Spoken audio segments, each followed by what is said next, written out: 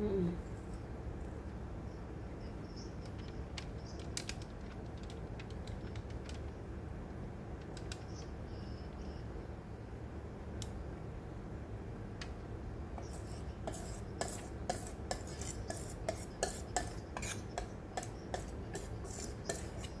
Hmm. Ay, masyadong malaki yung ano ko, oh, yung lalagyan. Balit lang dapat para makapal siya. Ang tanga ko talaga.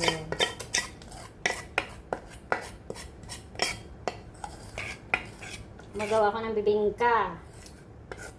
Pero, malaki yung ano, lagayan ko. Ang laki. Ang sarap ng bibingka ko, guys.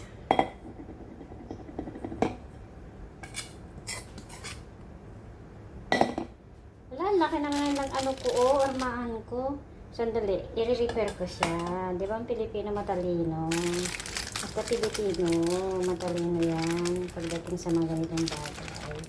I-repair ko yan. Ibagan. Papalit natin yan. So, come on, come on, come on. Follow me, follow me.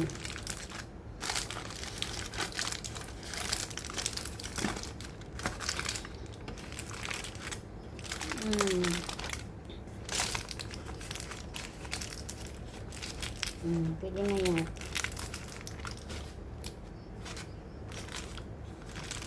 Ano, i-try ko muna maggagawa ng bibingka.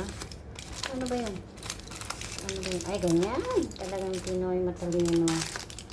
Ayan. Ayan.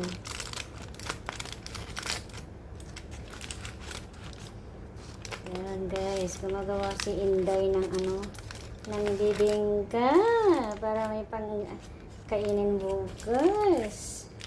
Sarap nito, guys, kasi marami akong nilagay na. Ala!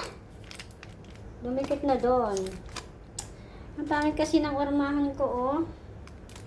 Tapos ngayon lalagyan ko sa ibabaw niya ng coconut milk. Diba, guys?